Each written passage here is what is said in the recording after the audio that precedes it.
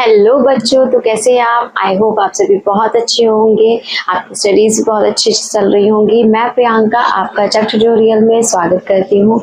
आपको जैसे कि मैंने जो है मॉलिक्यूलर बेसिस ऑफ इनहेरिटेंस में हमने सारे एक्सपेरिमेंट बता दिए थे। इसके अलावा प्रीवियस लेक्चर में हमने वाटसन एंड क्रिक का थ्योरी जो मॉडल स्ट्रक्चर बताया था डीएनए का, वो आपको डिस्कस कर दिया था। डीएनए के स्ट्रक्चर में न्यूक्लियोटाइड की पेयरिंग और नाइट्रोजनस बेस पेयर एक्सेट्रा पूरा ऑल डिटेल हमने बता दिया था। तो आज हम अब डिस्कस करेंगे कि डीएनए के कितने टाइप हमारे पाए जाते हैं। अगर हम बात करें, यहाँ पे हमने बेसिकली जो टाइप लिखे हैं वो 5 टाइप यहाँ पे मेंशन किए हैं जो कि आपको पढ़ने हैं। यहाँ पे 5 टाइप में अगर हम बात करें तो A type, B type, C type, D type और जेड टाइप। ये आपको 5 टाइप के डीएनए के टाइप आपको बेसिकली पढ़ने हैं, जिसमें हम कुछ प्रॉपर्टीज को यहाँ पे डिस्कस करेंगे कि ये जो 5 डीएनए है उनमें क्या डिफरेंस पाया जा रहा है इसके बेसिस पे। सबसे पहले हम बेस पेयर की बात करेंगे। जैसे कि आपको हमने ऑलरेडी बताया था कि जो वाटसन और क्रिक है उन्होंने जो है कौन सा टाइप का डीएनए एक्सप्लेन किया था, बी टाइप ऑफ डीएनए। तो बी टाइप ऑफ डीएनए कौन सा है, ये है, राइट।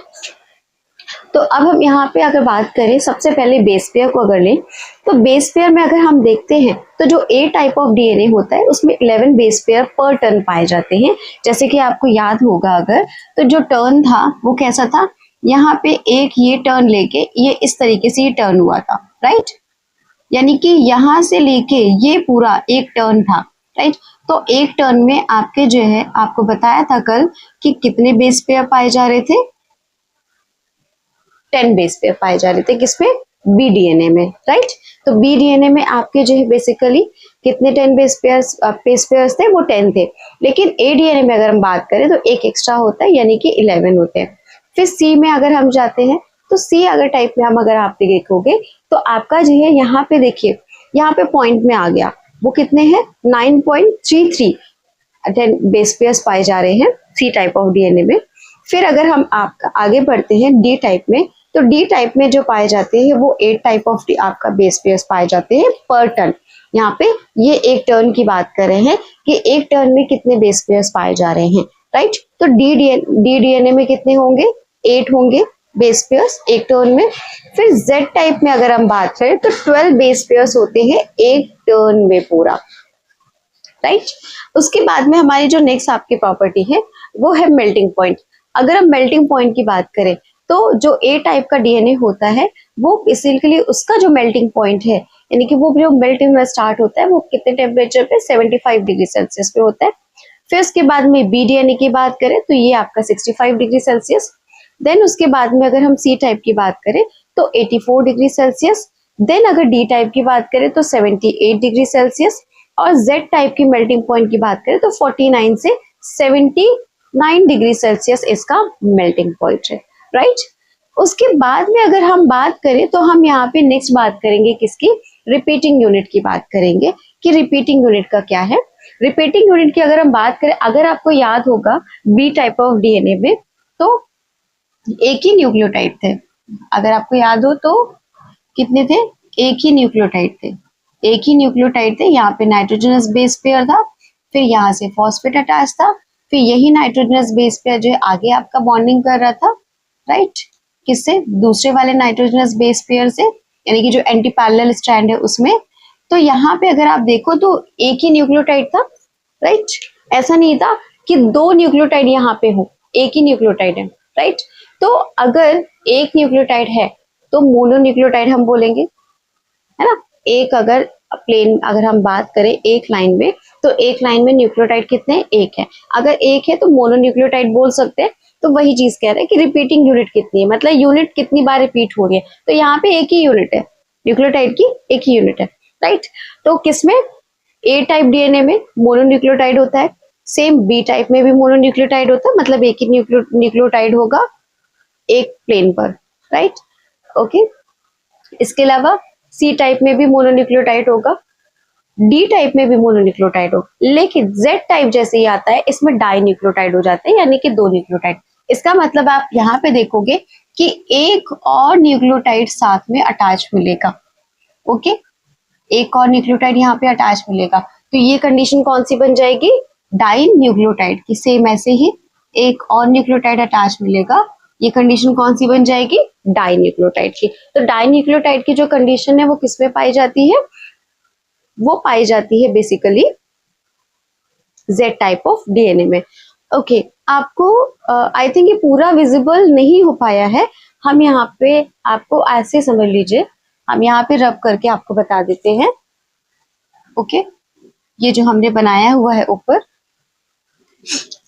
ऐसे है कि ये एक न्यूक्लियोटाइड, यहाँ पे अगर हम बात करें तो ये फॉस्फेट है, ये first carbon nitrogenous base pair. यहीं पर हम बात करें कि एक और न्यूक्लियोटाइड है, राइट, और यहाँ पे एक और, यहाँ पे nitrogenous base pair.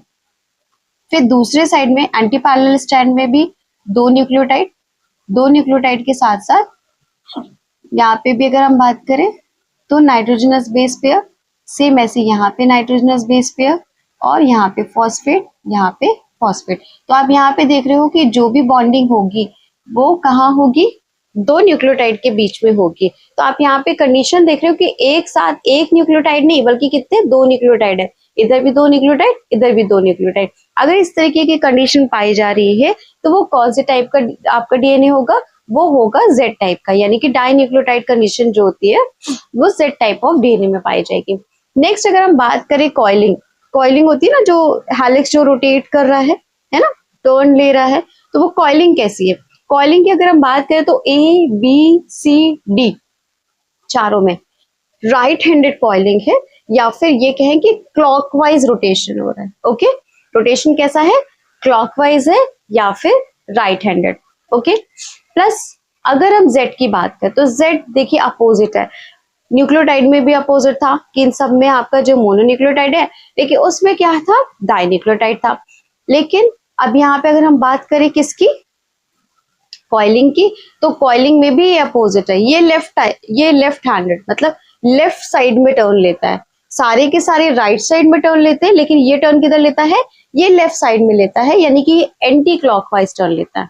Okay anti clockwise कौन लेता है, Z टाइप ऑफ डीएनए, और बाकी सारे राइट हैंडेड और क्लॉकवाइज जो है टर्न लेते हैं, कॉइलिंग होती है। फिर नेक्स्ट हेलिक्स का डायमीटर।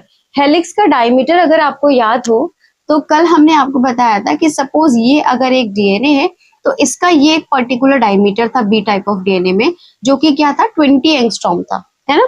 तो 20 एंगस्ट्रॉम यानी कि बी टाइप का जो है अगर बात करें तो जो डायमीटर है किसका, हेलिक्स का, इस हेलिक्स का, ये जो हेलिक्स बनी हुई है ना, ये हेलिक्स बनाई हुई है हमने, तो हेलिक्स जो बनी हुई है उसका डायमीटर क्या है, 20 एंगस्ट्रॉम था बी टाइप में। ए टाइप में कितना है, 23 एंगस्ट्रॉम है। सी टाइप में 19 एंगस्ट्रॉम है। इसके अलावा फिर डी टाइप में आएंगे तो 20 एंगस्ट्रॉम है हेलिक्स का डायमीटर, और फिर जेड टाइप में आएंगे तो कितना है, 18 एंगस्ट्रॉम है इसका डायमीटर। ओके नेक्स्ट अगर हम बात करते हैं डिस्टेंस, आपको एक और चीज याद होगी कि जब हमने यहाँ पे कल न्यूक्लियोटाइड बनाए थे तो हमने कहा था कि दो बेस पेयर के बीच का डिस्टेंस बी टाइप में, दो बेस पेयर के बीच का डिस्टेंस कितना है बी टाइप में, 3.4 एंगस्ट्रॉम था। बेस पेयर अब बोल लीजिए या दो न्यूक्लियोटाइड बोल लीजिए, क्योंकि ये जो बेस पेयर है कहीं ना कहीं ये न्यूक्लियोटाइड से ही तो अटैच है, राइट। तो आप चाहे दो बेस पेयर के बीच का डिस्टेंस बात कर लीजिए या दो न्यूक्लियोटाइड के बीच का डिस्टेंस आप बात करिए, बात एक ही होगी, डिस्टेंस एक ही होगी, है ना।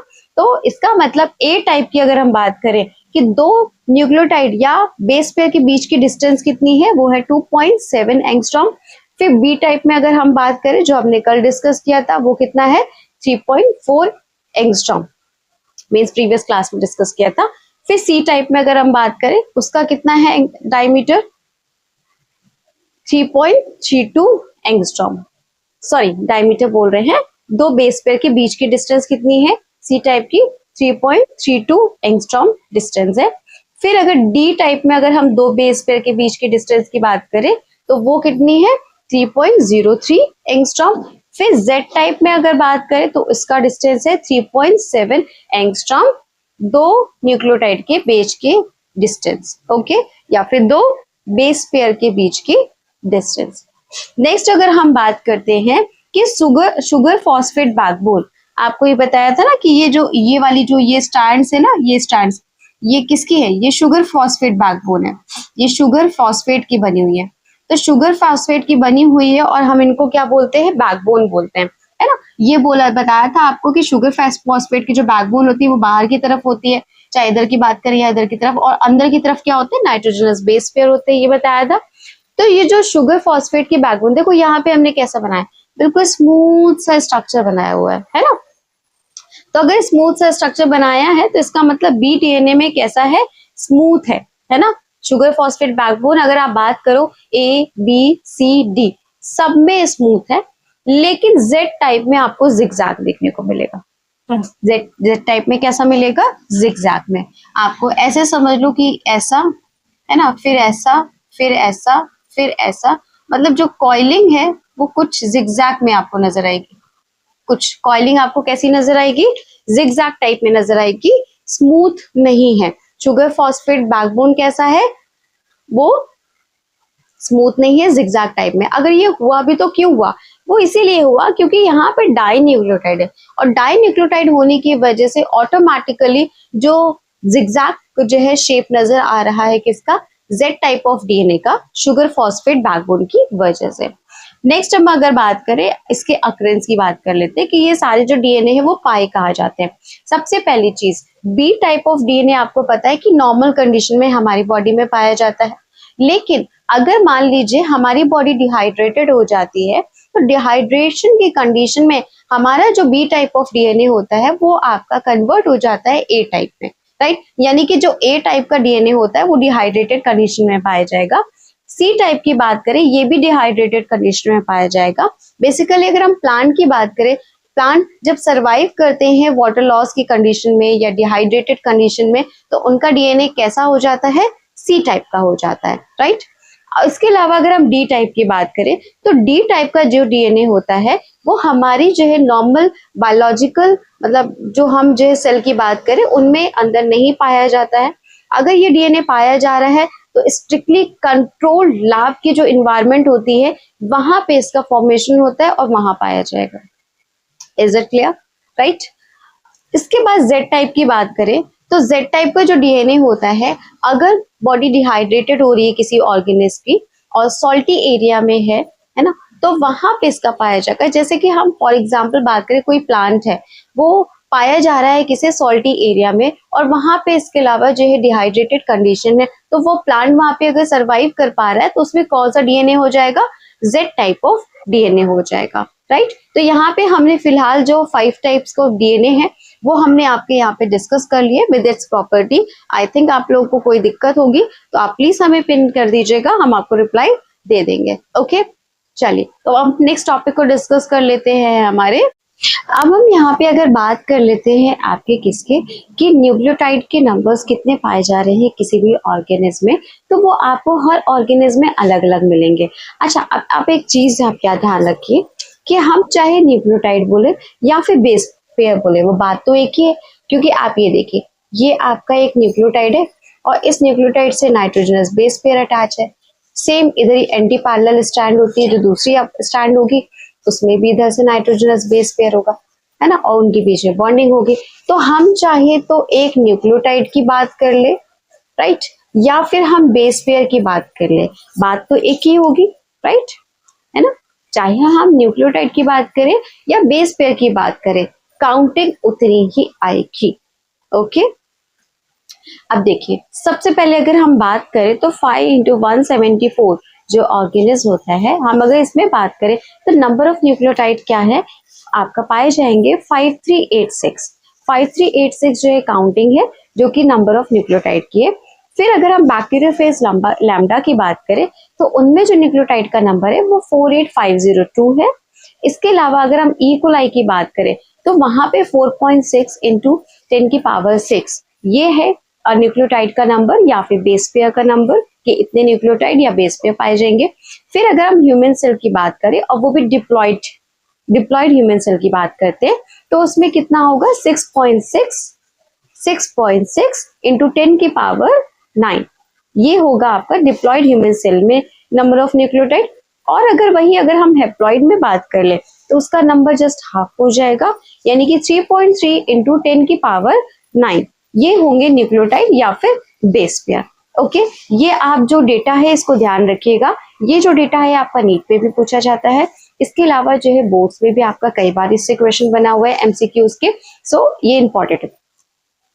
अब हम बात करते हैं, अगर नेक्स्ट जो हमारा टॉपिक आता है दैट इज डीनेचुरेशन। डीनेचुरेशन का मतलब होता है कि हाइड्रो, देखिए हम अगर मान लीजिए ये जो डीएनए है कॉइल्ड है, अगर हम इसको कॉइल्ड ना करके हम अगर स्ट्रेट दिखा दें, राइट, अगर स्ट्रेट दिखाते हैं तो आपको ये पता है कि इस स्ट्रेट में भी सारे जो है बेस पेयर्स के बीच में आपस में बॉन्डिंग है। ये जो बीच में हमने लाइंस ड्रॉ की हैं ये क्या है, ये सारे क्या है, बेस पेयर्स है। बेस पेयर्स मतलब नाइट्रोजनस बेस पेयर्स। ओके, हम बेस पेयर जो बार बार बोल रहे हैं वो क्या है, नाइट्रोजनस बेस पेयर की बात करें। तो अब क्या हो, अगर हम डीएनए को, अगर हम क्या करें, डीएनए को 82 से 90 डिग्री सेल्सियस के बीच का अगर टेम्परेचर प्रोवाइड करते हैं, right, I am repeating again, अगर डीएनए को हम 82 डिग्री सेल्सियस से 90 डिग्री सेल्सियस के बीच का टेम्परेचर प्रोवाइड करते हैं तो जो डीएनए होता है वो हमारा डीनेचर्ड हो जाता है। डीनेचर्ड मतलब कि इनके बीच में जो नाइट्रोजनस बेस पेयर है उनके बीच में जो हाइड्रोजन बॉन्ड होगा वो ब्रेक हो जाएगा, राइट। तो डीनेचुरेशन से क्या होगा, हाइड्रोजन बॉन्ड विल ब्रेक। यहाँ पे मेंशन कर दे रहे हैं, hydrogen bond will break on providing heat,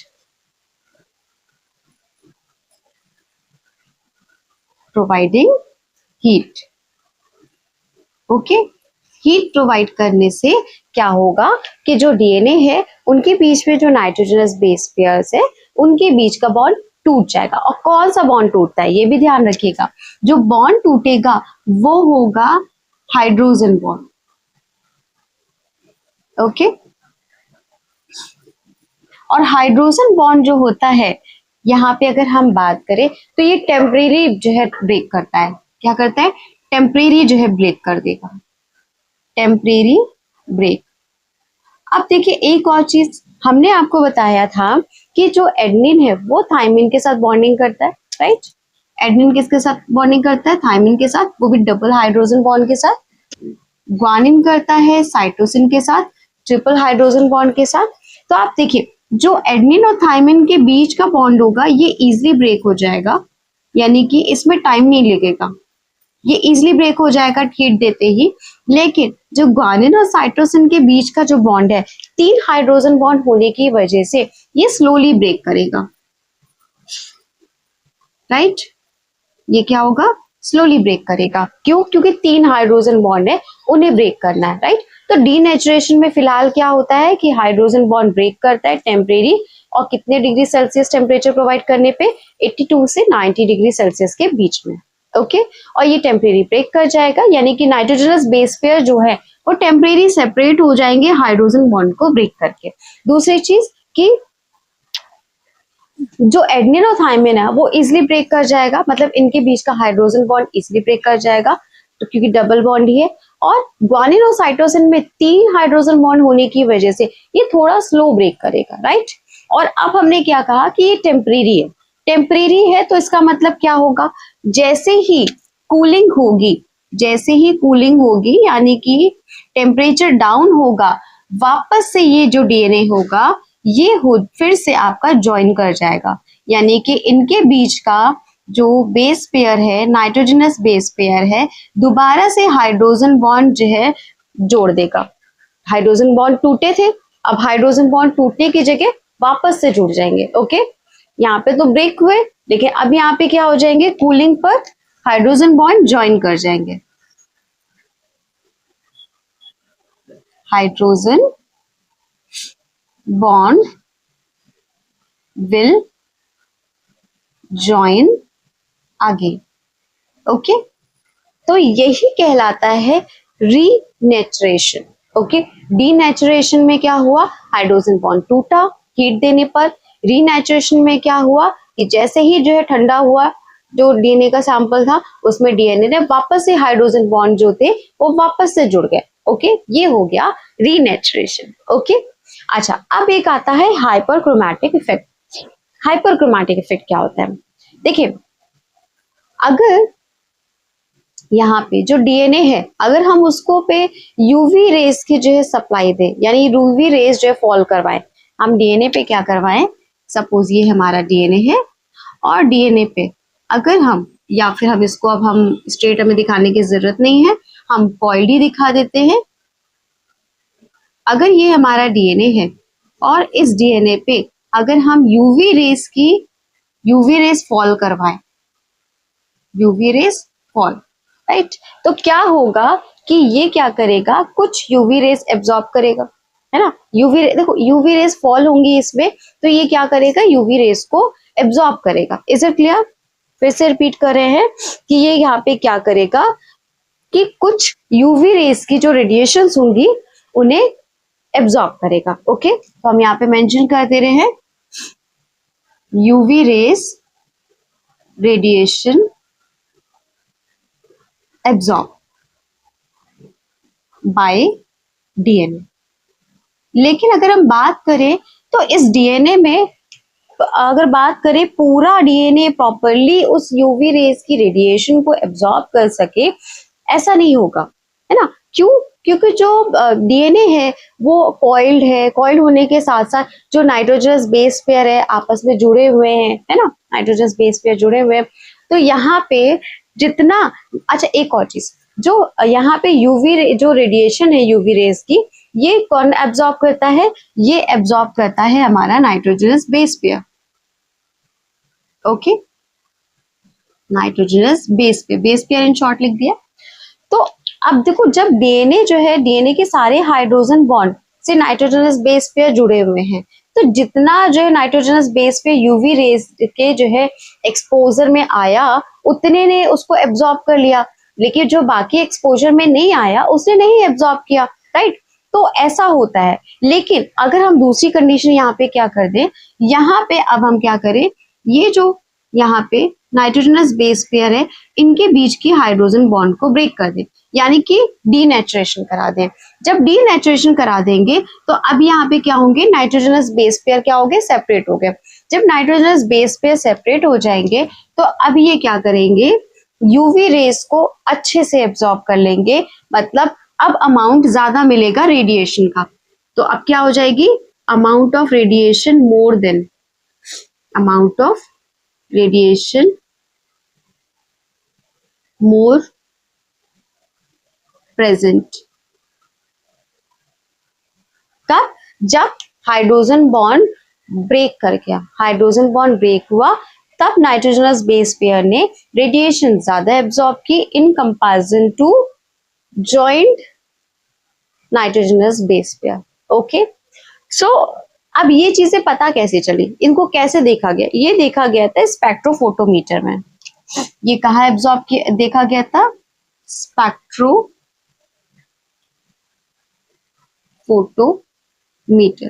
तो स्पेक्ट्रोफोटोमीटर में जो है डेटा मिला था, है ना, जो डेटा मिला उसको कंपेयर किया गया कि किसमें जो है रेडिएशन ज्यादा पाई जा रही है, जो नाइट्रोजनस बेस पेयर जॉइंड है उनमें, या नाइट्रोजनस बेस पेयर के बीच का हाइड्रोजन बॉन्ड ब्रेक कर गया और नाइट्रोजनस बेस पेयर एक्सपोज्ड है तो उनमें ज्यादा पाई जा रही। तो यही चीज स्पेक्ट्रोफोटोमीटर में जब देखा गया तो यही चीज पाई गई कि डेटा हमें कब मिला है, जब नाइट्रोजनस बेस पेयर के बीच से हाइड्रोजन बॉन्ड ब्रेक किया और नाइट्रोजनस बेस पेयर एक्सपोज हो गए, राइट, इसके लिए रेडिएशन को एब्जॉर्ब करने के लिए, तो हमें ज्यादा रेडिएशंस मिले। तो इसी जो है इफेक्ट को हम कहते हैं हाइपरक्रोमैटिक इफेक्ट। ओके, आई होप आपको जो है मेरा लेक्चर पसंद आ रहा होगा। बाकी के जो लेक्चर्स है हम आरएनए के बारे में नेक्स्ट लेक्चर में डिस्कस करेंगे। प्लीज मेरे चैनल को लाइक शेयर और सब्सक्राइब करना मत भूलिएगा। Thank you.